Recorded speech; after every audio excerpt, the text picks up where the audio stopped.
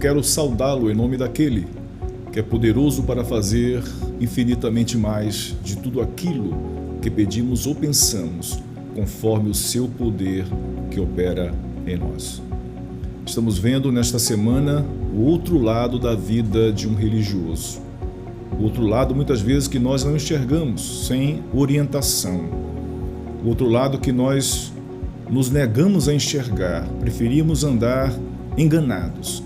Jesus, que é a verdade, ele nos coloca esse diagnóstico dos religiosos da sua época e por que não dizer os religiosos de todas as épocas, inclusive a nossa. E nós falamos no nosso último encontro do quarto ai de Jesus, no total de 7 no capítulo 23 de Mateus. Hoje vamos falar do quinto ai de Jesus, isto é, ai a crítica que ele faz a esses religiosos. E no versículo 23 do capítulo 23 de Mateus, ele apresenta o quarto ai, o quinto ai de Jesus contra os fariseus. Ele diz o seguinte: ai de vós, escribas e fariseus hipócritas, porque dais o dízimo da hortelã, do endro e do cominho, e omitis o que há de mais importante na lei: a justiça, a misericórdia e a fidelidade. Devias fazer estas coisas sem omitir aquelas. Uma das características do outro lado da vida de um religioso é aquele alguém que cumpre regras à risca. Ele é minucioso. Ele segue as horas de oração. Ele tem os momentos determinados de leitura. Ele tem postura de religioso. Ele tem vestimenta religiosa. Ele tem a linguagem de um religioso. Ele tem as feições, olhos revirados, mãos unidas em oração. Ele quase que anda flutuando nesta terra. Este religioso da época de Jesus, ele era tão minucioso que ele dava o dízimo. E Jesus chama a atenção, admirado, que eles davam dízimo até da hortelã, daquela plantinha que a gente coloca em alguns tipos de pizza, né? Faz suco verde com ela, da hortelã, essa mesma. Do endro e do cominho. O que é isso? São temperos. A ordem divina do dízimo era para a produção nos campos. Eu sou um produtor e eu planto. De maneira que, se eu planto para comercializar, eu tenho ganho, eu tiro aquilo como dízimo para contribuir para a obra de Deus no templo. Estou dando exemplo se eu fosse um judeu. Só que Jesus chama a atenção que esses religiosos davam dízimo até da hortelã, do dízimo e do endro, isto é, eram temperos que as pessoas plantavam em casa para fazer a comida.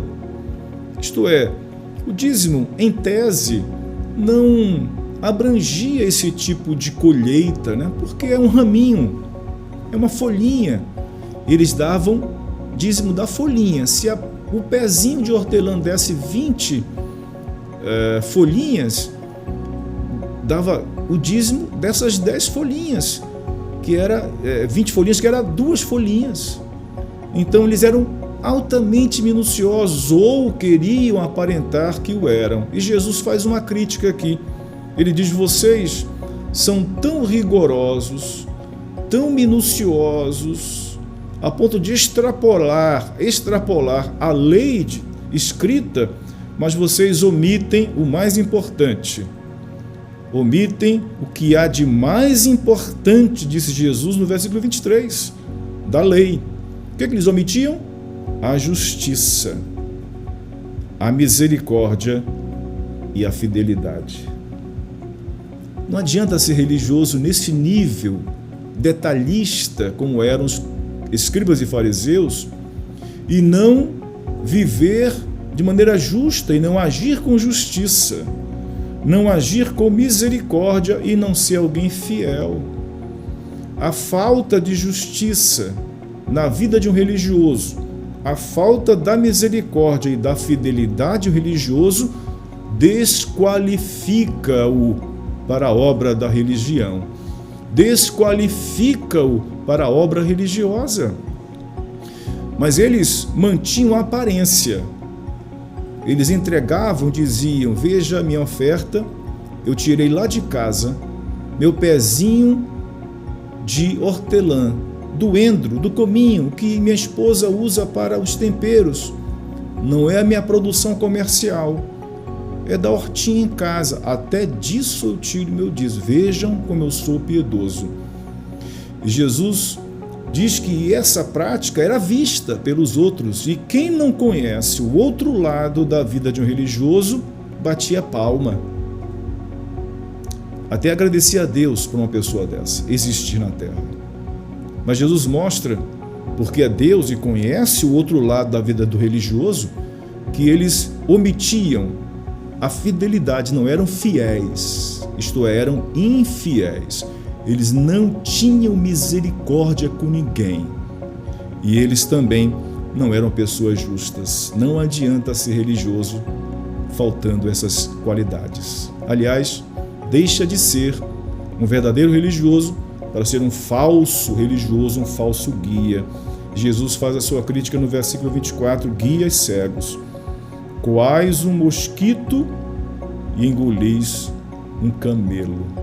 Vocês são tão detalhistas a ponto de coar um mosquito, mas na verdade vocês engolem um camelo. Naquela época não havia geladeira para guardar os alimentos, para guardar a água, para guardar o vinho, para guardar o azeite.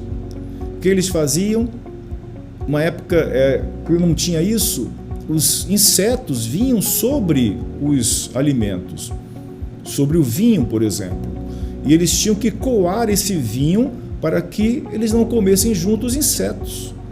E eles coavam esses mosquitos, tão detalhistas que eram, mas engoliam o camelo.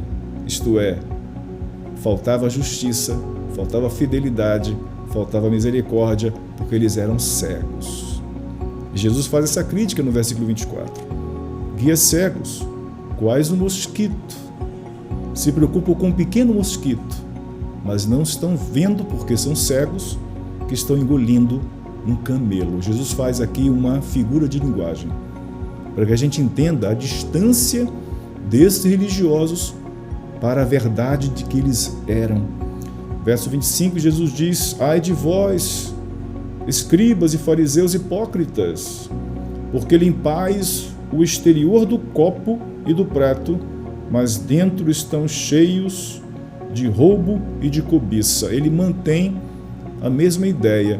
São tão detalhistas para aparentar para os outros que eles limpam o exterior do copo e do prato. Eram religiosos e tinham uma cerimônia de limpar copos e pratos. Aqui Marcos, no seu evangelho, no capítulo 7, fala sobre isso. Eles iam para a rua, voltavam, limpavam cerimonialmente. Antes de comer, limpavam os pratos, os copos cerimonialmente.